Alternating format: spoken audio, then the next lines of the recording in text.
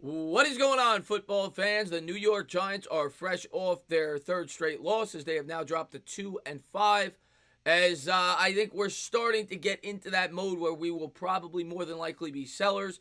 And I will have hopefully a video up on that later today of players that I think the New York Giants could and should sell and what they could look to acquire for each individual player. But in this video, I'm going to talk about Pat Shurmur's lack of accountability as the head coach for the New York Giants and seriously question his decision making and seriously question whether or not this guy should be the head coach going forward. Now, I don't expect the Giants to fire him midseason. It's just not the New York Giants way. But it's starting to seem more and more likely that it's a strong possibility that Shurmur does not make it into the third year of his contract. Of course, McAdoo only made it 2 years. Coughlin stayed here a long time. Fossil stayed here a long time. But in New York, with a young quarterback, if you are not getting it done, and the quarterback is not showing progression. As a matter of fact, Daniel Jones is getting worse every week. And I'm not going to put the full blame on Pat Shurmur. Okay? Daniel Jones is doing things he cannot do. He has to have better pocket awareness. He has to hold the football when he's getting sacked. Pat Shurmur has nothing to do with Daniel Jones' fumbling problems. He had fumbling problems at Duke. He's had fumbling problems since he's came into the NFL. So that's something that needs to be fixed. And I know Tom Coughlin fixed Tiki Barber's fumbling issues. So maybe that's something they need to work on in practice. I don't know. But my problem with Pat Shurmur has everything to do with his lack of accountability. Every time he's questioned about a very questionable decision, he doesn't even recognize yeah, maybe I should have done this different. And then my other big issue with him is his play calling in general. If you go back to that Patriots game, and yeah, the game's probably out of reach. We're down 2 scores, down 14 points, 7 minutes to go, 4th and 2 on your own 30. Similar situation to yesterday, only it was a 4th and 2. He elected to punt down 14 points. That was inexcusable to me, right? Because when you do that, the game's over. You're not going down the field and scoring 3 times against the New England Patriots in 4 minutes. Because that's basically the spot he put himself in. And then when they got the ball back, he started calling his timeouts. What were you thinking, Pat, in that situation? But yesterday was much worse. Much worse. And before I give my opinion on yesterday, I'm going to go over some of the quotes that he said in regards to his decision making. And of course, there's Pat. And here is the first quote. Asked by a reporter, he said, "You were set on going for it on 4th down there on the second to last possession. Can you explain your play calling? Because on 3rd and 18, you ran a draw." Pat's response, "I had planned to go for it. If it was going to be soft, you see typically against 2 deep. And that's why we did it. Those runs, they actually ran the same type of run against us and got it. I had planned to go for it, and we just didn't execute the play as well as we would have liked. And that's what happened." Here's the next quote. "Once you're stuck there on a 4th and 15, do you contemplate punting?" "No, because I had 2 timeouts. It played out exactly how I liked. Or I would have hoped. We stopped them. It's a 6-point game. We had 2 timeouts and the 2-minute warning, so it played out well. They actually helped us by going out of bounds on their third down. So we got it played before the 2-minute warning, which was good." And then finally, in regards to why wouldn't he punt the football? Because it was going to play out the way I thought. Stop them, make them kick a field goal at the very least. Then we go down and score a touchdown. Plus, I wanted to get a chance to make it on 4th and 15. That's why. And that's the way it played out, right? We had the ball with the chance to go down and score a touchdown to win the game. That's how it played out, and we didn't do it. So once again, Pat taking 0 accountability for his action. I'll start with the play call. 3rd and 18.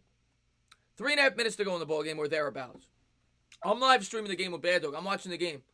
And I'm saying to myself, they have to throw here.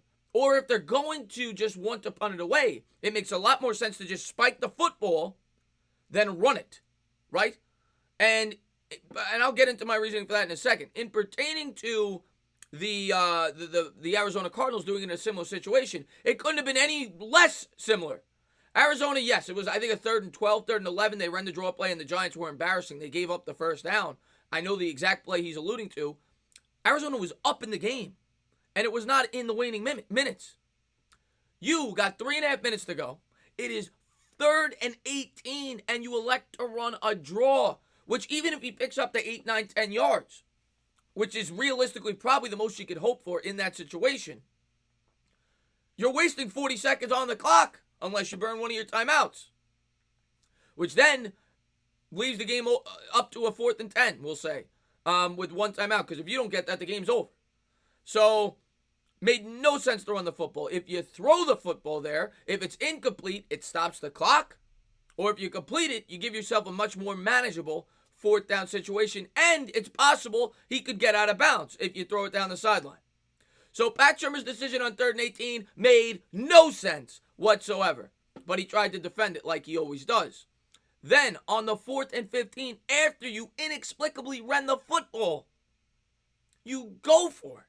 On 4th and 15, on your own 30, where you have 2 timeouts plus the 2-minute warning with 3 minutes to go in the ballgame. And you say, well, it played out exactly how we wanted. What the hell are you talking about? You have a 3-point lead. If you punt the football, first off, you have 2 timeouts plus the 2-minute warning. So the same way it played out, it could have played out. You could have got it with 2 minutes. But you want to know the difference, Pat? If you get the 3 and out there after the punt, you're down 3 and not 6. And you have an opportunity to tie it with a field goal. Instead, you ask your rookie quarterback to go down the field with no timeouts, and you got lucky that Murray ran out of bounds. Otherwise, you would have already wasted the 2-minute warning. They got lucky there. That was not in the cards. That should not have happened. But even that it did, you had no timeouts. You're asking your quarterback to go down the field with 2 minutes left in the ballgame to score a touchdown and not 3 points. So that's the biggest difference. And that is why your decision-making in this game was asinine. And I don't know if a reporter asked him that. They should have asked him that exact scenario. Do you realize that 3 points is less than 6? Do you realize if you punt the ball, you can get the ball back in the same amount of time you would have if you went for it and missed it? I'm gone right now with my thoughts on Pat Shurmur and his decision-making in this last game. It's one of the worst decisions I've ever seen a head coach make. It was that bad yesterday, and it's coming off a horrible decision against the New England Patriots, where he went for it on 4th and 2. And I feel like I've been one of the most patient guys with Pat Shurmur on YouTube. And I'm starting to really question if this guy should be the head coach going forward. Now, I know the Giants are not going to fire him midseason. It is not the New York Giants way.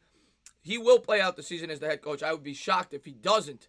But it may be time to move on after 2 years, which is crazy. Because obviously McAdoo, but McAdoo had a lot more to do with how he handled the media, the Eli Manning situation. The players didn't, he wasn't the player. They quit on the team his second year. So that had something to do with it. But come on, man. I think Shurmur, with a young quarterback and the fact that Daniel Jones is starting to regress every week, he may be out of a job after the end of the year. And if he is, the New York Giants better find a guy that could come in here and help Daniel Jones progress, because it is not encouraging to see this kid get worse every week. Now, I'll be the first to say it. He's a rookie quarterback. He's going to go through his lumps. But against a team like Arizona, a defense like that, and they played great yesterday. I'm not taking anything away from 8 sacks. But with your weapons, there's no excuses. Daniel Jones and that offense has to be moving the football, and they didn't.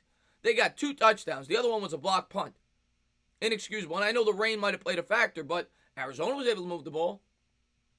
So, I don't know what to say. Not encouraging stuff from Pat Shurmur. Continues to lack accountability for his actions, and the New York Giant fan base is up in arms about it.